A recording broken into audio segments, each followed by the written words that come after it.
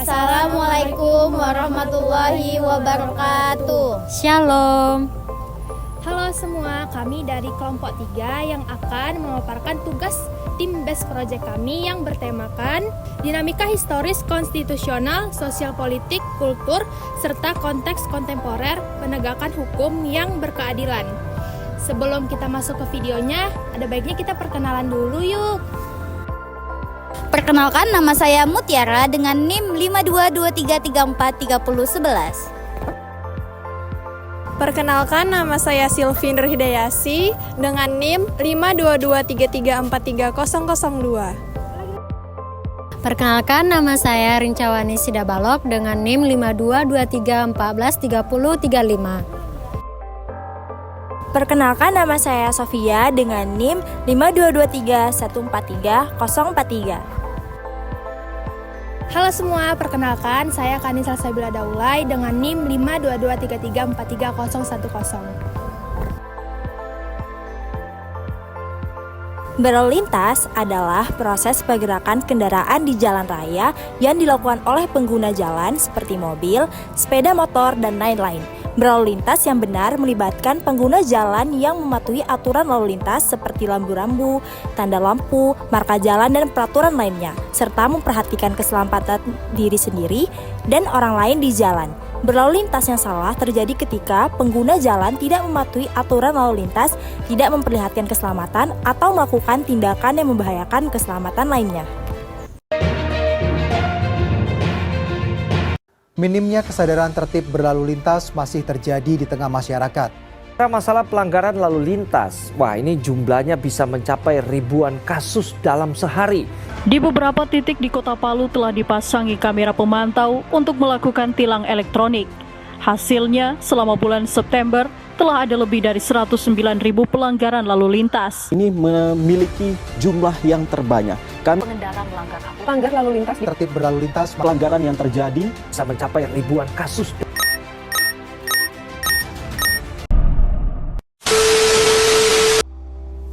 Penyebab terjadinya pelanggaran lalu lintas dapat disederhanakan menjadi beberapa faktor. Utama di antaranya yaitu sebagai berikut. Pertama, kurangnya kesadaran berlalu lintas atau tidak memperhatikan keselamatan diri sendiri dan orang lain di jalan. Kedua, pemahaman yang kurang terhadap aturan lalu lintas. Banyak pengguna jalan yang tidak memahami arti dari rambu-rambu, tanda lampu, marka jalan, dan peraturan lalu lintas lainnya, sehingga mereka tidak mematuhi aturan yang tepat. Ketiga, terburu-buru. Saat seseorang terburu-buru, besar kemungkinan ia akan melakukan segala cara agar bisa lebih cepat sampai tujuan. Hasilnya, ia tidak akan mengindahkan aturan lalu lintas. Keempat, ikut-ikutan pengendara lain yang juga melanggar aturan rambu lalu lintas. Kelima, kondisi jalan yang rusak. Jalanan yang rusak atau tidak memadai dapat menjadi alasan pengguna jalan untuk melanggar aturan lalu lintas demi menghindari jalanan yang rusak. Dan yang keenam, yaitu faktor manusia. Faktor manusia seperti kesengajaan, kecerobohan, dan kelalaian juga dapat menjadi penyebab pelanggaran lalu lintas. Di Indonesia, peraturan tentang lalu lintas dan angkutan jalan secara nasional diatur di dalam Undang-Undang Republik Indonesia Nomor 22 Tahun 2009 tentang lalu lintas dan angkutan jalan. Undang-undang ini menjadi dasar pedoman dalam penindakan terhadap pelanggaran lalu lintas. Ketentuan mengenai pidana denda terhadap setiap pelanggaran lalu lintas secara jelas telah diatur dalam Undang-Undang Nomor 22 Tahun 2009. Dalam Undang-Undang Nomor 22 Tahun 2009 tentang lalu lintas dan angkutan jalan atau UUD LLAJ mengatur secara khusus, rinci dan tegas tentang bagaimana berlalu lintas di jalan raya dan juga mengatur tentang kecelakaan lalu lintas. Kecelakaan lalu lintas biasa saja terjadi pada saat pengemudi kendaraan motor lalai.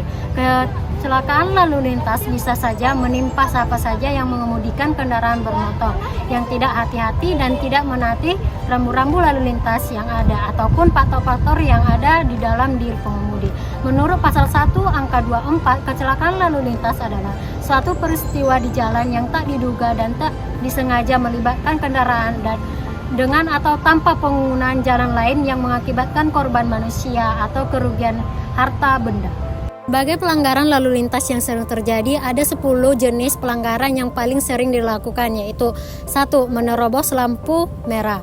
Yang kedua, tidak menggunakan helm. Yang ketiga, tidak menyalakan lampu kendaraan.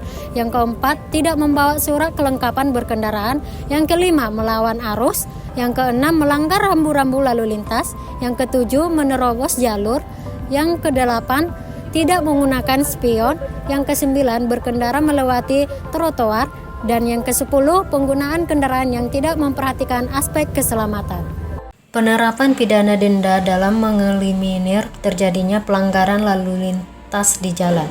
Undang-Undang Nomor 22 Tahun 2009 tentang lalu lintas dan angkutan jalan melalui pasal 278 sampai dengan pasal 298 menentukan perbuatan-perbuatan yang maksud dalam pelanggaran lalu lintas sebagai berikut. 1. Setiap orang yang mengemudikan kendaraan bermotor di jalan yang tidak dipasangi perlengkapan yang dapat mengganggu keselamatan berlalu lintas sebagaimana dimaksud dalam pasal 58 dipidana dengan pidana kurungan paling lama 2 bulan atau denda paling banyak Rp500 pasal 279.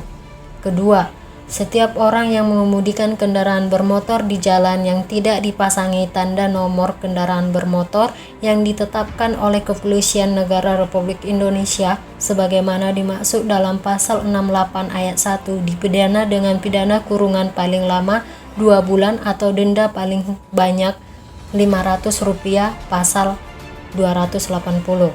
Ketiga, setiap orang yang mengemudikan kendaraan bermotor di jalan yang tidak memiliki surat izin mengemudi sebagaimana dimaksud dalam pasal 77 ayat 1 dipidana dengan pidana kurungan paling lama 4 bulan atau denda paling banyak Rp1 juta pada pasal 281. Keempat, setiap pengguna jalan yang tidak mematuhi perintah yang diberikan oleh petugas Kepolisian Negara Republik Indonesia sebagaimana dimaksud pada pasal 104 ayat 3 dipidana dengan pidana kurungan paling lama 1 bulan atau denda paling banyak Rp250 pada pasal 282.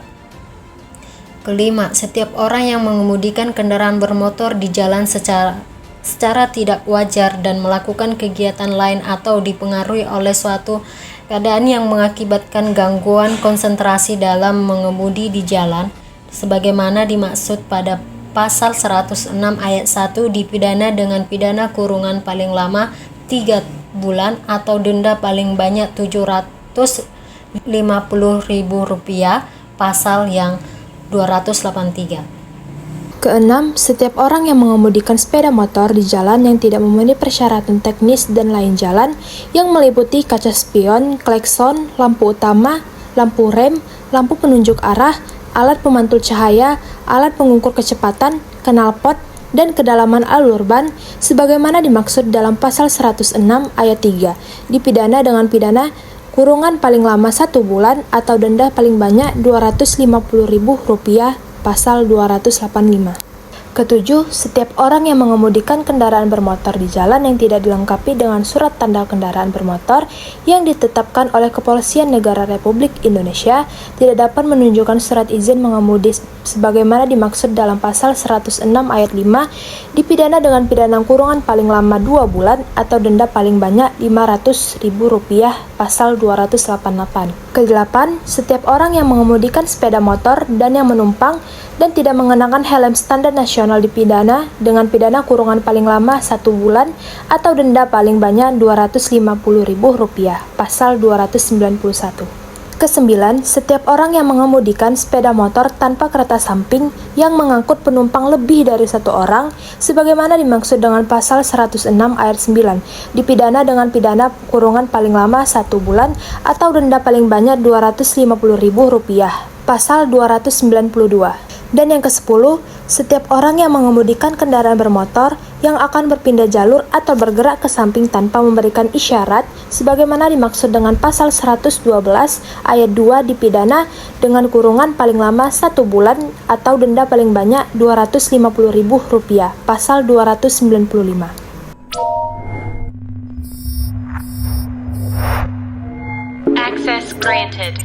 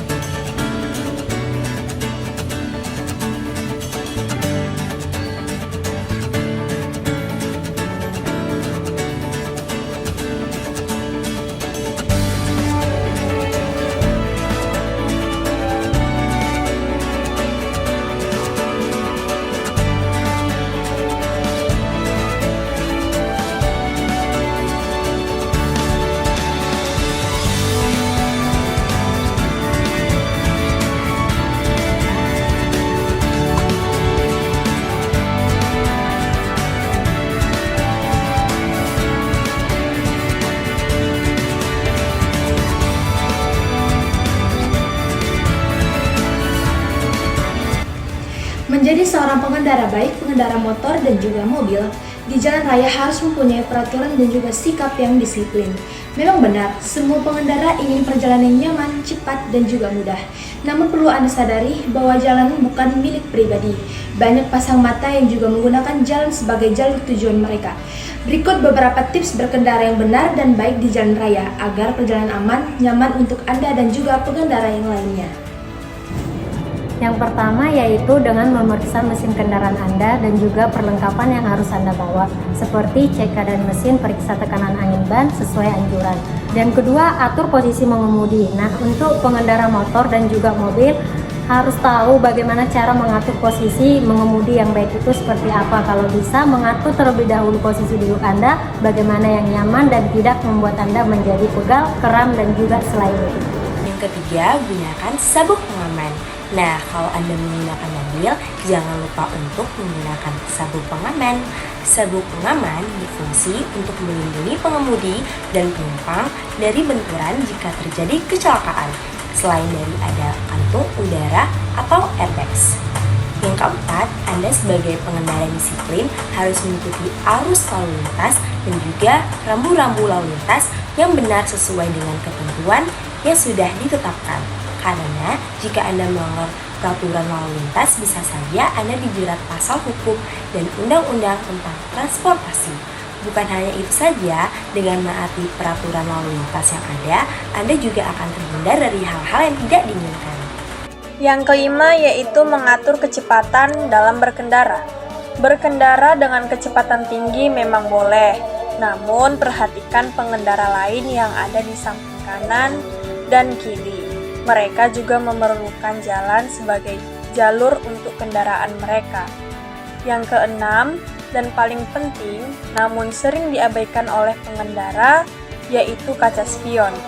Fungsinya untuk melihat kendaraan lain yang ada di belakang. Berfungsi ketika hendak berbelok atau ketika hendak menyeberang ke persimpangan.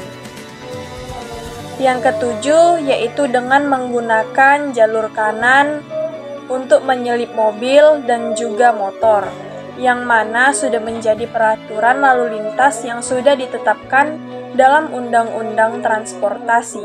Hal ini bertujuan untuk menghindari yang namanya kecelakaan dan kemacetan. Yang kedelapan, jangan menggunakan ponsel saat di jalan karena bisa mengganggu konsentrasi Anda. Dan jika Anda menggunakan ponsel atau gadget, sebaiknya Anda berhenti sejenak di pinggir supaya tidak terjadinya kemacetan dan terhindar dari kecelakaan. Yang kesembilan, kalau Anda merasa ngantuk dan capek, sebaiknya Anda berhenti sejenak dan beristirahat dan bisa melakukan perjalanan kembali jika badan Anda sudah fit. Yang ke-10, jika Anda berkendara di malam hari, maka jagalah penglihatan Anda dengan baik supaya terhindar dari hal-hal yang tidak diinginkan. Menjadi Pertama yaitu Kecepatan Ya, gunakan Jalan baik memeriksa mesin kendaraan. mobil. atau gadget. Baik, sekian dari tugas video kami. Mohon maaf jika terdapat kata atau bahasa yang kurang berkenan. Sekian. Assalamualaikum warahmatullahi wabarakatuh. Shalom. Bye.